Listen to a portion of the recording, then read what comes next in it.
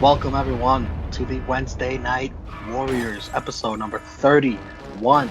I am Romeo Anthony Cologne, the pride of NY, the pony as they call me in the streets. I am joined as always by my good brother Chris G. How are you doing? I see you wearing your Met jersey. You must be ecstatic today. I'm on top of the world, and I'm with Mary Jane, of course. And joining us is our favorite roundtable rebel, the three-time, maybe making Le Champion, and my co-host on Blunt Impact. You see what I did there? That's a lot of, that wasn't easy. He is Ness. How you doing, good brother? Thank you for joining us once again. Thank you for having me, fellas. I appreciate the honor of being another guest on here. I had so much fun the last time I was on. Figured I'd grace you guys with my presence again. You know, we appreciate it. Yeah, this was a good, a very great Wednesday night of wrestling. So I had to be a part of this. The first Wednesday night of wrestling of 2021. We're going to be talking about January 6th, AEW Dynamite, WWE, NXT, New Year's Evil, New Year's Smash. Before we get into the shows, friendly reminder, please give us a thumbs up, like this video, share this video with all your friends, let them know about us, the Wednesday Night Warriors, and of course subscribe if you're new here, the True Hill Heat YouTube channel. We cover almost everything in wrestling, and we are nearing 1,000 subscribers, and once we do, we're going to give shit away, so you want to be a part of that, subscribe. I'm going to start with AEW. We're going to run through AEW first. We're going from the beginning to the end, and then we'll get to NXT. And AEW starts with the Young Bucks and SCU versus the Acclaimed and TH2. Oh, shit. I am spitting. I'm spitting just like Max Caster was. He had bars. He had ether. I was digging it. It's hit or miss for some people. For me, this was a hit. The Young Bucks and SCU, they're wearing your Rap is Crap shirts. More merch for that merch freak Nick Jackson. Good working together from the Young Bucks and SCU. They do a good BTE trigger together. Nick, I thought, looked a little stupid stopping the Meltzer driver to dive to the outside, but whatever. Daniels finishes it with the best Meltzer driver ever. Looked nice. I'm a moron for picking these heels. What was I thinking going SCU? I just thought SCU was going to, maybe tease their dissension going forward. Afterwards, SCU talk about having the Young Bucks back, except if the titles are on the line. Cass says him and Christopher Daniels will break up if they lose the next match, whenever they lose again. But it won't happen on his watch, he claims. This was a fun match, a real great opener. I like Max Caster. He's a little, corny, but dude can rap. I dig the gimmick. A lot of people might not like it. It's a rehash of, the thugonomic Cena, but I think he's a better rapper than Cena. And at least they're acknowledging that and making fun of it. Exactly, and that's what they're doing. It's all a parody. Some things don't have to be serious all the time. But the match was really fun. I like the fact that they ended the match with the best Meltzer ever, because the two teams coming together. Why not just have them do finish the match together? So it did throw me for a loop at first when Nick stopped to just do a plancha to the outside of the ring, but once they did the best Meltzer ever, I'm like, oh shit, yeah, that's how you end this match. So, and then like the post match, I don't know where the hell they're going with this, because it's like Kaz is like, all right, if we lose again, I'm done with you, but I'm not gonna let that happen. But where are we going with this? I don't know. I'm not gonna jump the gun. I'm just gonna wait and see where it goes. It'll probably come down to the fact that it'll be the Young Bucks versus SCU. They'll lose, and we'll see where that goes. That's probably. And SCU will be done forever. First of all, Max Caster, I have better bars than this motherfucker. But he is hit or miss. He did change my mind this week. He did hit me with a couple of gems where I was like, okay, I got to give this guy a fucking chance. I just can't take him serious when he looks like Russell Wilson. Yes. Lesnar. You know what I mean? Like, I can't take him serious. But I'm sure he'll grow on me. For the match itself, though, for an 8-man tag, it flowed pretty good. It was good nonstop action. It wasn't like a complete car crash. Oh, yeah. Go ahead. Roll your eyes. Oh, it's fine. No, I thought it was good. I thought it was a solid opener, man. It kept me interested, kept me on my toes. But the whole SCU situation, I mean, obviously I think they're gonna break up so Christopher Daniels could just transition to a backstage role. But yeah, saying that if we lose, we're gonna break up, but I'm not gonna let that happen. It's like going to a fucking gang fight with your little brother and be like, if you get stabbed, I'm gonna leave you here. But I'm not gonna let that happen. Oh shit. Yeah, it's like it's kind of redundant, bro. The best babyface in all of wrestling, Jon Moxley, comes out for a promo. He doesn't bitch about how he got screwed. He says he's going to take it like a man. He puts over Fenix for his match later on tonight. And he promises Kenny Omega he will get even and then some. Omega is going to look into the eyes of the devil and beg for mercy when he realizes he crossed the wrong guy. Fire, flames, flame promo again. Trippy, Miro, clowns Chuck backstage. They're fighting next week. If Chuck loses, he has to be Miro's young boy. Prediction time. I think Chuck is going to lose. I want to see it. It's not a prediction. It's a spoiler. Oh yeah, we got young boy Chuck on the way. We're gonna have to call him Chucky. Trent has a torn pectoral muscle. He'll be out for like 5 months.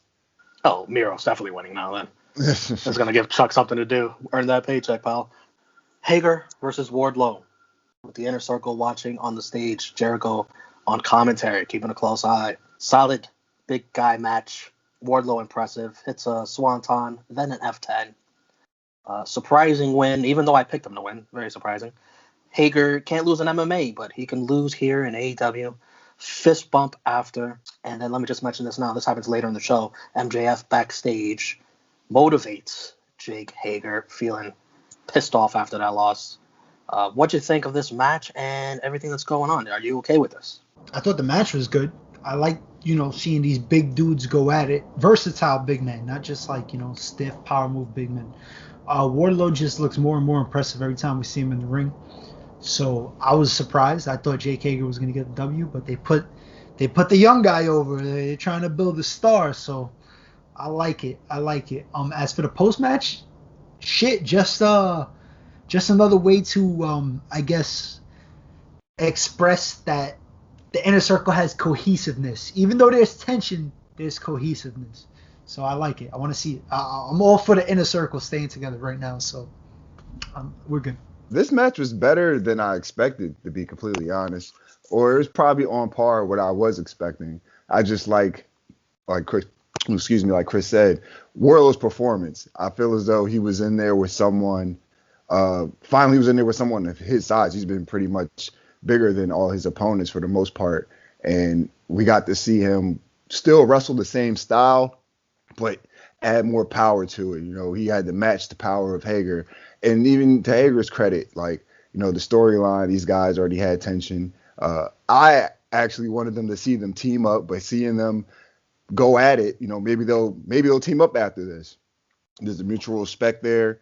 Who knows? But I think if things keep going, if Wardlow keeps putting on performances like this, he should definitely be the true heel heat, either breakout of the star of the year or the most improved, because he does get better every match from what I've seen. I haven't seen a lot of them. I've only seen him in AEW, but from what I've seen, every time he has a match, he's definitely progressively getting better and better. That's already nominating someone in January for an award in December. I like it. He's looking ahead. You gotta throw him out there. Yeah, you gotta plant these seeds now, because people that been on the fucking main roster for 4 years will be a breakout star and shit.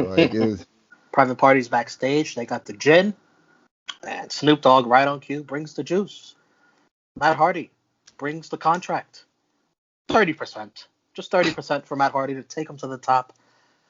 Matt, also, very nice guy, says it's okay for them to keep their cameos and Twitches. I thought that was very nice of Matt Hardy. And by the way, congratulations, Matt Hardy and Rebby Hardy. Yeah, They're having a baby girl. That's why he needs that 30%. That's why. Then it's time for the Machine, Brian Cage, and Darby Allin. They're weighing in for their championship match next week. Darby Allin has the new TNT championship as a black strap. The old title, we talked about it last week. It's with Brody Jr. Brian Cage weighs in at 272 pounds. Darby Allin, he weighs in about 37 pounds. Taz. Yo, Cage had like a whole 102 pounds on him. Yeah. Crazy. Taz is that mocks... soaking wet, Romeo? Is he 37 pounds soaking wet?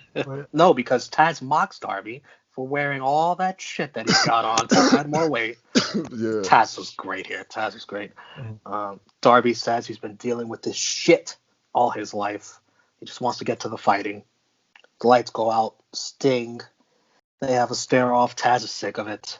Sting and Darby, they face off. They got a very weird father-son relationship going on here. What'd you think of this segment? Man, I'm here for it. I love the fact that there hasn't been any like major contact between the two parties. Like, let's just let it build. You know, Taz knows. Well, we don't want to see Sting get paralyzed, of course. Well, of course not. Hold on, I lost my train of thought. We haven't seen any contact between the two parties. Yeah, so you know they're not really overdoing it. Darby Allin just. First of all, I love that new TNT title with the black strap. It looks so much better in my opinion. I just want to see where it goes. I just want to see the match. But I'm loving the storyline at the moment. I mean, yeah, man. I want to see something already. Tired of these stare-offs? Yeah, I mean, this was the first week where I was like, all right, like, yeah. Can somebody get hit with a bat or a skateboard at least? You know what I mean? He's not going to take a bump. You don't even take a bump. Let him fucking hit somebody, you know? But maybe next week.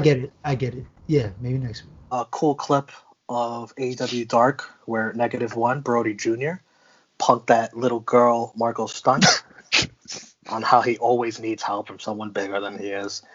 -1's got some mic skills. There's an interview with Marco Stunt. He's with the Jurassic Express. Before he could even get a word in, FTR interrupts him to remind him how worthless he is. And next week, it'll be Marco and Jungle Boy versus FTR. Prediction, fellas? I'm going to go with FTR. Yeah, come on, man. Come on, man. I don't know. Maybe you guys got something different going. I think it'll be a decent match, though. I think it's going to be better than people think it's going to be. Matt Sydal versus Cody Rhodes. Cody is with Snoop Dogg. Snoop Dogg's rapping. Shit. You want to talk about the song? You liked it? No, fuck that song. Bobsky. I mean, I like the beat. When I hear this, I think of Sasha Banks' music that Snoop did. Like, I'm like, all right. Fucking Snoop's 50 and raps the same way now. No, this is going to be a beat. And because, I wrote through in the same key.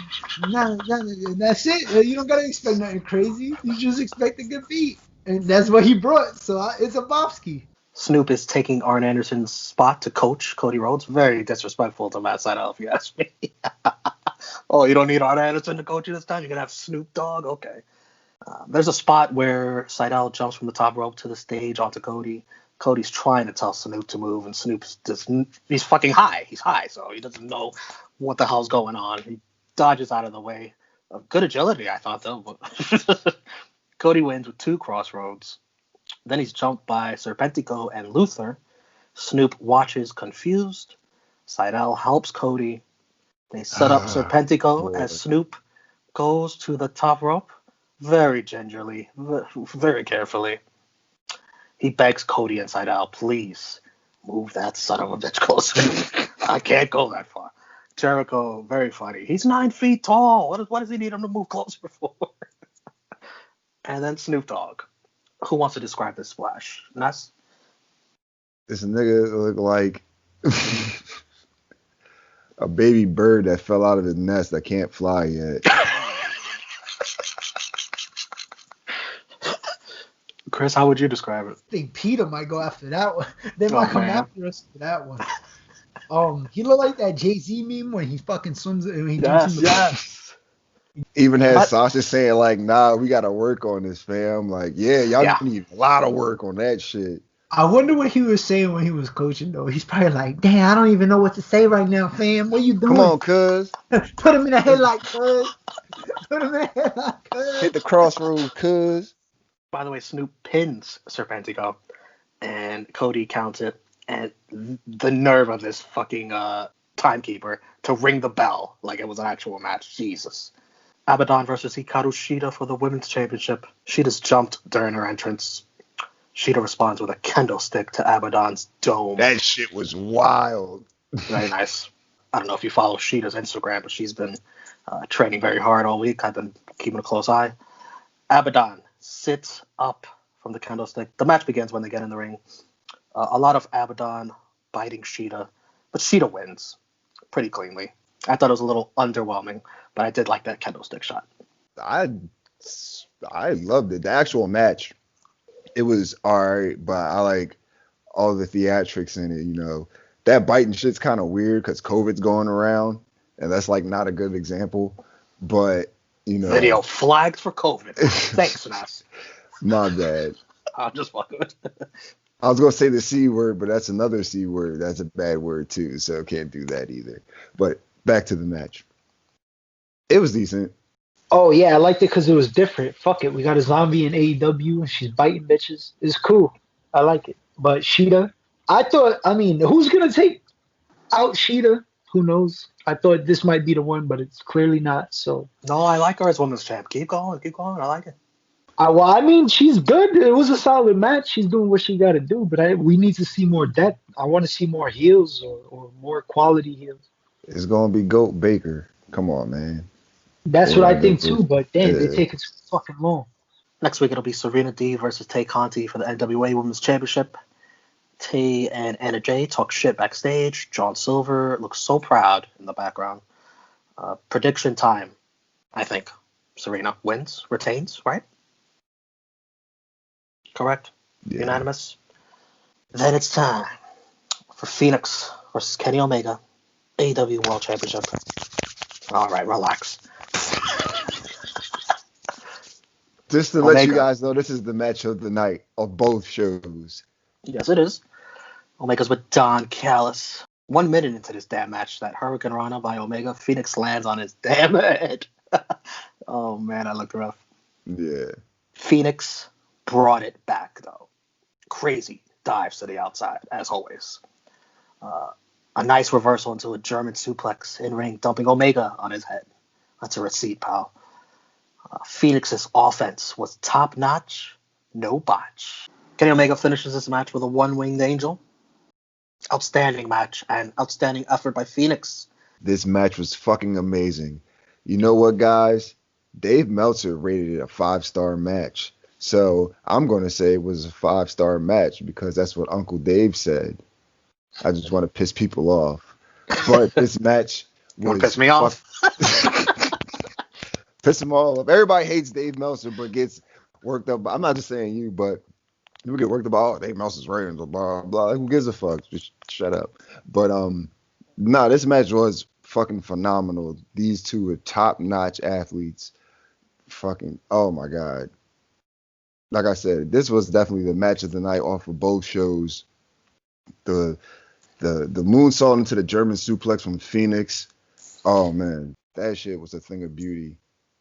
It was just an overall great match, and these two definitely have a lot of fucking chemistry. That's not the first time we've seen them face off. Every match they have is phenomenal, and Kenny Omega just is Kenny Omega, point blank. Phoenix still needs to reach that next level to beat him. I mean, it'll happen. Hopefully, maybe eventually. I'm a huge Phoenix fan. Huge fan of both of these guys. But right now, it's Kenny Omega's time. So Phoenix gotta get back in line. Since Ness brought it up, I have to say I don't think this was a 5-star match. I did see some 5-star matches this week though. New Japan, Wrestle Kingdom 15. I thought 2 matches on the first night.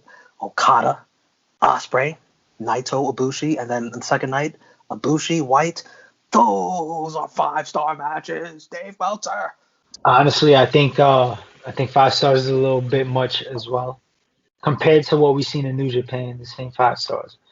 4.5, pushing it. Yeah, I could see that because it was a good match, good spots, crazy pace. They beat the shit out of each other, very physical, hard hitting. Everything you can like. I think just a little bit more time. 5 stars, but no.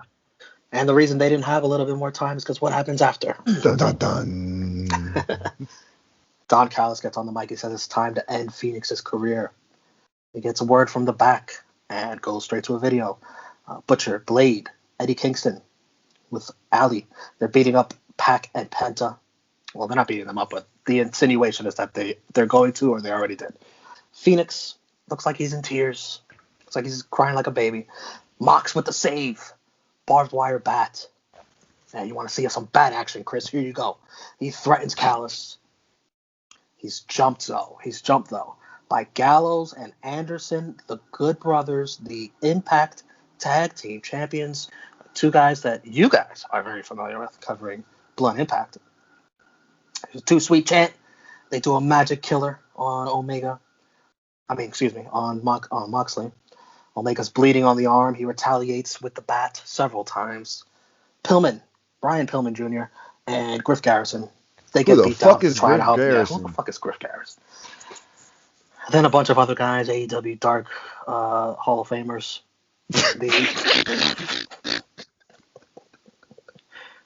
The Young Bucks come out confused.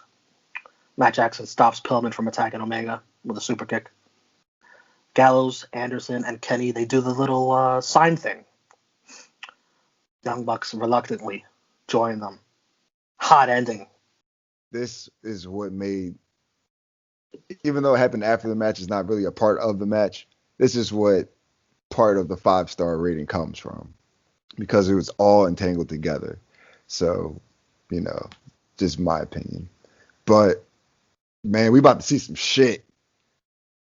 I don't know where it's gonna go from here, because they could go a lot of different ways with this. They can. Because Young Bucks they don't even really look like they quote unquote want to do this. I don't know. They're like, they're just, at this point, they're just like, all right, maybe we could get, and they can finally talk to Kenny and try to work something out. But like, Kenny's gone off the deep end, and now with the joint partnership with Impact, Good Brothers there, that's great for them, because they definitely need to be on primetime television, and they can definitely go anywhere with this. OG Bullet Club, they getting wind of it. Tama Tonga on Twitter talking big shit. So it needs a Tongan in it. Yeah. Hey, can't disagree. Anybody else is just wishing they were back in Bullet Club. I loved it. The real Bullet Club.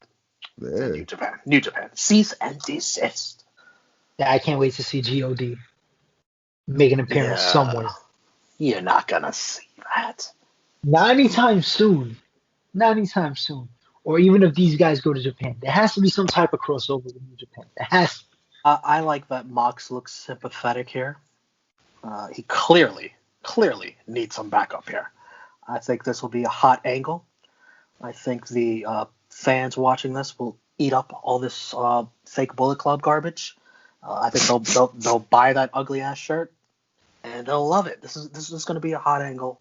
I'm down for it. Match of the night, we all agree, Fenix Omega. Hell yeah. And on that note, I think Fenix is my MVP. He brought it tonight, and he didn't botch. I'm proud of him. That was a great effort by Fenix. I'm gonna have to go with Kenny Omega because he beat Fenix, and he got the band together, so to speak. He got the crew together, so the clubs together. There you go. Don't be shy to say it. There you go. Yeah, I'm gonna go with Fenix. That was a great performance. And who's your jabroni, Ness? Snoop. Oh, for sure. I agree with that. Chris, you agree? Or who's your jabroni? Who the fuck is Griff Garrison? NXT New Year's Evil. Dexter Lumis is your host. He comes out in the beginning looking very confused, messing around with the buttons. Damien Priest versus Karrion Kross. 2 Boricuas from New York City. I did not know that Karrion Kross was Puerto Rican. I was from going New to York. throw that. You know what? I was saving that shit. I was saving that. Hold on, Karrion Kross is Puerto Rican. He's half Puerto Rican, and I think the other half is Central American something. You know what? I'm gonna send this guy a fucking bottle coquito. Him and Scarlett about to enjoy that. Did you know he's from New York? Didn't know that either. So he's Wow. getting 2 bottles of coquito. Local, I could just deliver it now. Hey, here you go, pal. This match is a slugfest. A lot of strikes early on, hard hitting. Kross works Priest's ribs. Priest does a good job selling them when he goes up for the razor's edge on Karrion. Karrion eventually smashes Priest's ribs into the pillar on the outside. What the hell is that doing there still? And then onto the steel steps. Priest is resilient, though. He won't stop talking trash to Kross. Saito suplex. And then time's up for Priest. Kross hits him with a forearm to the back of the head. Kross wins. They gave them time, which I liked. Could have been more, but I thought it was still a good opener. And it appears that Damien Priest is heading to the main roster if the rumors are true. Kross looks dominant here. What'd you think, Ness? It was an alright match. I think Damien Priest definitely made that match. He definitely made Karrion Kross look good. I'm not too sold on Karrion Kross. I know he has like a great look. I just need to see more in the ring from him. It's like just my personal preference. I don't know. He just looks kind of too stiff, in my opinion. But I mean, he can definitely like go in the ring. He has his moments, but it's like nothing that wows me. Chris, you gonna let him talk about a Puerto Rican like that from New York? Not gonna disrespect my people like that, son. I love your people. I got 3 of them. Yes, he does. That's a good point. I thought, and like you said, I thought the match could have went like the extra gear, and they didn't. But that's cool. It was still a solid match. If Priest goes to the main roster, we could use it. Honestly, I think they could use him on either brand. So it is. It appears it'll be Raw. Yeah. I think he'll fit in good on Raw. They'll put him somewhere where they could ruin his career. And the story. Can I just say this real quick? The news story was that he was gonna appear on SmackDown last week, involved in the Kevin Owens Roman Reigns storyline. That he was a friend of Kevin Owens or something like, and then Kevin Owens was like, "This doesn't make any sense," and then Roman Reigns backed it up. He's like, "Yeah, it doesn't make any sense." And also, Priest had a match on NXT coming up, so they scrapped it. And now it appears he'll be going to Raw. So if Priest's career on Raw is an utter failure, he has 2 people to blame. Kevin Owens and Roman Reigns. Honestly, to Ness's point, I seen a lot of Kross in Impact, and there was matches where he got time and he looked really good. And I think he's just coming off an injury, man, and he didn't look off, but he looked like he was working his way into things. So I think if he stays healthy, give him a couple months, he'll be good. And he'll start to grow on you because he could do a lot of shit, more things than you could think. And he could talk. I mean, the fact that he got Scarlett talking for him is just a plus because he himself can talk. I don't care if he can talk. I just want to see her talk and walk. The Dusty Rhodes Tag Team Classic starts next week. They announced a few teams. Adam Cole, he's with Roderick Strong. They're in the tournament. He says Kyle O'Reilly will fulfill his destiny tonight. And next week, it'll be Cole and Roddy versus Breezango in the first round. Prediction? I say Undisputed Era takes this. Agreed. Cruiserweight Championship, Grand Metalik. Oh, what am I saying? Versus Santos Escobar. It's Lucha Libre time. Ness is hype. I love my Mexicans. We learned that these two were former teammates in Mexico. I did not know that. First ever one-on-one encounter. Good Lucha Libre action. They gave them time. Escobar wins with the Phantom Driver. Ness, you're our Lucha Libre expert. What do you think? This was one of my favorite matches of the night. Obviously, Definitely great in-ring action, fast-paced. But I'm gonna need Wade Barrett or Stu Bennett, whatever the fuck he calls himself these days, to put a little bit more respect on my man Grand Metalik's name, all right? Because he's been all over the world, has held championships that I think are more important than the fucking WWE NXT Cruiserweight title. But that's just my opinion. What was he bashing? What was he saying? I don't. He was like, Grand Metalik can't match up to Santos Escobar because he's not. I don't on that stupid shit. But he's the heel announcer. I get it, but he got to do his history. Run out the stats. I'm talking to my man Stat King. We're gonna drop the numbers. I thought it was a decent match. I thought it was good. I mean, Grand Metalik is bound to botch once or twice in a match, and he slipped up once, but other than that, it was a good match. I like how they paced it. Like at first, it was like the high flying shit, then it got down to the mat wrestling, and then went back to the fast paced high flying shit. So we eventually had the Phantom Driver. So I liked it. No, everybody knew Santos was gonna win. So. No, yeah, the one like slip up. I like how they saved it though, when he tried to do the Hurricane Rana and like try to stop him. He kind of slipped, but he just like carried him over. He kind of saved it. The wall. That was decent. I mean, it wasn't horrible. It might be on Joints and Jabronis, but I mean, it wasn't. No, it'll be on there. I also like the spot where Metalik is standing on the apron and Santos runs and slides under him, and Metalik just immediately goes for the moonsault. Just praying that Santos is going to catch her in time. Very well timed, very nice. Then we see it's time for Xia Li's entrance. They have the creepy ring lady on a throne sitting on the stage.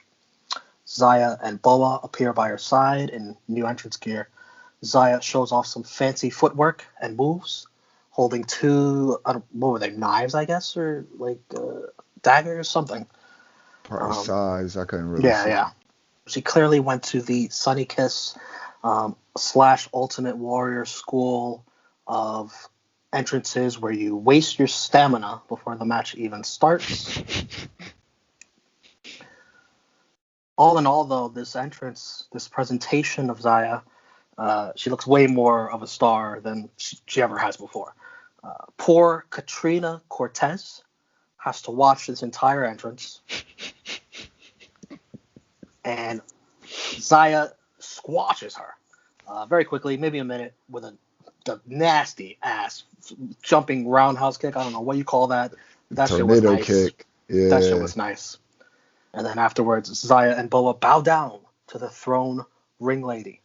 Did you guys like this presentation? This new, whatever you want to call it here? Yeah, I like Xia Li. I like that she gets to show what she can do now, but I think when I was doing NXT, I knew like her matches, if she was in there with someone like better than her or someone that can like push her and go in the ring, because she had a decent match with Shayna Baszler. So she just needs somebody that can go, but now she can just showcase what she can do. This whole presentation definitely has people interested, so I want to see where it goes. So I wasn't a fan of when she used to come out and do this whole Chun-Li shit, just wah, wah, wah, wah, in the ring, right? I'm still not a fan of it because she came out and did this shit, the same exact shit, but just like on the ramp. Other than that, the presentation was dope, and I always liked her in style, like her in ring style, and she had a few fucking nasty kicks that looked crazy. So I think I don't know, I'm intrigued. And Bo is jacked. He looks ready to go. He looks like $1 million. This throne lady's creepy as shit. I gotta make sure I don't watch this around my kid. I like it. I mean, I've been interested since day one, since they started the little vignettes and stuff. So I'm here for it. I just want her to cut out the just fucking in the beginning the martial arts shit. Just it's a little too cheesy for me. You know what I mean? You could see NXT lining up contenders for Io Shirai. You got Mercedes Martinez, she's coming after her. You got to think eventually Xia Li is going to be set up for her, and we'll talk about the other one later on. William Regal announces that Timothy Thatcher's hurt. No fight pit match yet. I know Chris was very disappointed. It's postponed. I think they're still going to get to it very soon. Colossal Bronson Reed puts all of us on notice as 2021 is going to be his year. He makes a very, very unbiased pick of Rhea Ripley winning the next match. They're both Aussie. That wasn't very biased. Rhea versus Raquel Gonzalez, the last woman standing. And you could tell how great their friendship is in real life because they held nothing back in this match. Kendo sticks. Raquel swats a flying Rhea with a steel chair. I forgot who brought out the handcuffs, but very kinky. I liked it. Raquel gets handcuffed to the chain link fence at ringside. And then she rips out of it like a monster. She uses the torn metal as a weapon. Raquel backflips Rhea through a table, and it breaks. Nice. You love to see the table do its job. Rhea stands up, though. They go backstage where Rhea spears Raquel through a glass door. That Nice shit spot. was crazy. Looked very nice. Rhea flips off a ledge onto Raquel through a table. Oh, but first she says, "Suck it." Dakota comes out of nowhere, helps out with the kendo stick. Rhea beats her ass with a locker door and then stuffs her in the locker door. Rhea Ripley flips Raquel onto one of the LED screens. Raquel then powerbombs Rhea off the stage into the abyss below. They both go through it. Raquel barely climbs out, stands up. The referee, very generous with the declaration that she was standing at 10. Whatever. Raquel wins. This is an upset. And the rumor is that Rhea Ripley is also on her way to the main roster. I thought this match was awesome. Man, this match was fucking crazy. For, what else did you expect? This was like two big ass monsters just going at it. Yo, that spear through the glass, that shit took me out. I said, God damn, these bitches is wild. But I don't mean no disrespect by that. Okay, drunk guy JJ. I like that everything cooperated. The table broke, the glass door broke. She got flipped into the video LED board, they got the LED messing up on everything. But that's how you have great. like when she ripped out of the handcuffs, it didn't fuck up. Very nice. Everything went right for these two ladies. You know me, man. I like the destruction. I love this shit, so it was good for me. And yeah, that spear through the glass door, that was pretty dope. But just the whole way the match was structured, it was just no wasted motion. Everything just flowed pretty good. It wasn't one of those last man standing matches where it tends to get slow, multiple counts. There was only 3 counts where it was both. And maybe 3 or 4 counts the whole match, and all of those counts had both women down. So it was that's how you do a last woman standing match, So that was good. I liked it, man. I really enjoyed it. And the right woman. I guess. I mean, if Rhea's going up, there's nothing else for NXT. I was surprised that Rhea lost, to be honest. But she won the cage match, so I figured this would be a blow off to their feud, and Raquel would get the last win. They seem to be building her up, so. Oh yeah, that's right. Sorry. Well, for me, my whole thing with Rhea Ripley, she cried like a baby apparently when she lost to Charlotte at WrestleMania.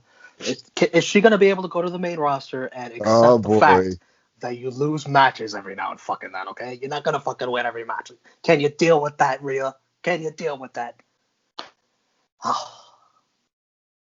Don't get worked, pal. Jesus Christ. Join the whole fucking line of people that have lost to Charlotte. Has Sasha Banks lost her confidence? You gotta understand, Rhea's only, 24? 23? 24? It's not so stay in NXT and grow up. The Way make their way by motorcade into the arena. Gargano in the ring brags about the Browns breaking their curse of making the playoffs, just like he broke his curse of defending his North American Championship. He reversed the curse. Yo, Candice, I did it. Only thing he's cursed with now is being real handsome and a sweet dancer. Candice gets him a plaque commemorating the breaking of the curse. Austin Theory and Andy Hartwell give him a drawing of them as superheroes, all of them. Johnny announces that he and Theory are entering the Dusty Tag Team Classic. And I've got new favorites for that. They're interrupted by Shotzi on her tank. Austin, offended, confronts her. Gets shot by the tank. Austin Theory sells it like he's been shot in Call of Duty, Warzone. Shotzi goes after Candice. Candice seems healed as Shotzi kicks her off the apron into Indy. Gargano tries to interfere. He's held back by Kushida, who helps Shotzi. Dexter Lumis rings a bell. Somehow Lumis predicted the future, predicted all this was going to happen. He points to a drawing he made of a mixed tag team match between all these four. And man, I'm just glad to see that Candice is healed and can wrestle again. I thought she was going to be out longer. Dexter joins commentary. Vic Joseph tries to ask a stupid question. Wade reminds him that he doesn't speak. Stupid. Johnny and Candice are in street clothes. They're doing the best they can. Kushida and Shotzi, they do some double team moves. Shotzi does one of her crazy dives where she almost dies. Theory interferes. Kushida takes care of him. And then it's a drop toe hold. Gargano goes right into Theory's balls. Kushida pins Gargano with a roll through. This segment obviously taking the place of what was supposed to be the fight bit. But I thought they did good with the time they were given. Johnny Gargano was funny. Ness? This segment was alright. It was pretty funny. Then the match followed. It was fairly decent. It was a point in the match where they're in street clothes. I mean, yeah, R.I.P. to fucking Austin Theory's nuts, man. Like twice. You'll never be the baby making champion now. Oh man. Yeah. The segment was hilarious, man. Shotzi hitting him in the dick with. That's what you get, you fuck. Shotzi's a much more timely National Guard than the one that Donald Trump orders. I'll tell you that. Oh shit! Holy shit! I'd rather have Shotzi than those Secret Service guys. They ain't protecting. They can't protect dick. They can't protect the damn thing. Hell no. William Regal announces that there will be a women's Dusty Rhodes Classic as well. Pete Dunne has a seat at ringside for the main event, and he's with Morgan and Birch. I thought they broken up. They're not broken up. Silly me. Kyle O'Reilly versus Finn Balor for the NXT Championship. They tease early that Finn's draw is not right with the contact early in the match. Kyle O'Reilly breaks a submission here by putting his mouth on the ropes. Finn then kicks him right in the jaw. The Doc checks on Kyle O'Reilly. Kyle O'Reilly starts working Finn's arm, but selling his jaw in pain at the same time. Really good. I didn't know if he was legit hurt as he displays some anger, pounding the mat. They do a ton of mat wrestling here, mixed martial arts. Finn catches Kyle late with a shot to the liver, then an abdominal stretch that he turns into a submission that puts pressure on Kyle's injured jaw. Kyle taps. I thought great storytelling here. Not as good as the first encounter. That's okay. But right. The selling was off the charts. Finn Balor with the selling. Kyle O'Reilly. Finn retains. He's bleeding on his forehead. The Undisputed Era check on Kyle. Kyle sells the dejection lovely as he and Finn look at each other. I don't know if it was a look of respect or if it was a look of Finn saying, "That's your seat, pal." I loved it. Yeah, I definitely agree with you. I didn't know if I wanted to just outright say that I didn't think it was better than the last match, but it was good to the point where they wrestled safer in this match because the first time they both got fucked up. So that's why the other match definitely was better, but they were smarter this time. Oh, man, it was just a great in-ring performance for both these guys.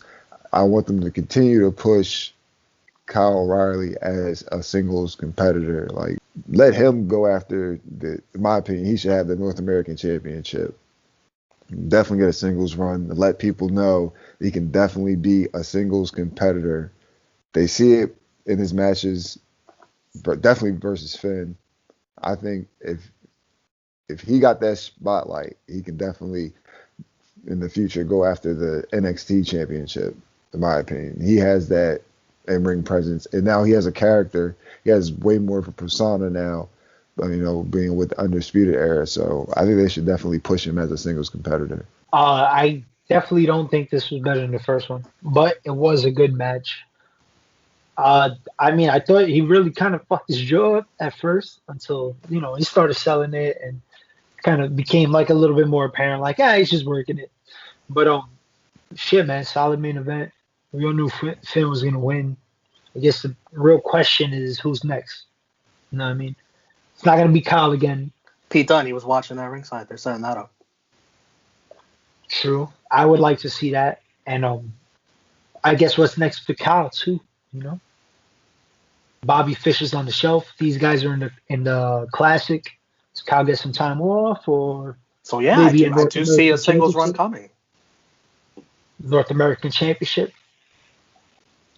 After Kushida loses. He deserves it. Match of the night. I personally am going to go with Rhea and Raquel. I think Finn and Kyle. I'm going Rhea and Raquel. My MVP is Kyle O'Reilly for the selling that he did. Amazing. And a good match. Ness? My MVP is Shotzi Blackheart's Tank. It's the first time Shotzi's Tank has ever won MVP here on the Wednesday Night Warriors. Chris? Or any other inanimate object. The first. We got a first here on the 31st episode. That's how we start the new year off, right? I'm gonna have to go with Raquel because she looked like a beast after beating Rhea in that hellacious match. Jabroni of the night. I couldn't think of one until I thought really hard. There was an actual jabroni. Katrina Cortez is my jabroni of the night. Austin Theory's nuts. Oh my God. Pause. I'm just gonna put Austin Theory. I'm not gonna put Austin Theory's nuts. Are you kidding me, Chris? That's jabronis of the night, technically. Yeah. I'm gonna give it to Dexter Lumis because fuck. For a host, he really didn't fucking do much. He didn't say shit. I got both of them. He Austin predicted the future. Definitely this fucking Dexter Lumis shit. That's what I remember. Thank you, Chris. He didn't need to talk, but he could have had more drawings, few more segments. He had 2 drawings. So many drawings you need for him. I mean, he's the twice. We've seen him 2 times. Even Shotzi only spun the wheel. Show. Shotzi spun the wheel twice on Halloween Havoc, but she was in like every other segment just hyping up a match. Whatever the fuck she does. The ratings are in. AEW wins. AEW has 662K viewers. NXT has 641 viewers. AEW leads the ratings war 53-11 with 2 ties. AEW way down from last week. NXT up. Of course, there was an attack on the capital of the United States of America. Everybody's watching the news. Show of the night. Ness, AEW, or NXT? New Year's Evil or New Year's Smash? New Year's Smash, in my opinion. I am going to go with New Year's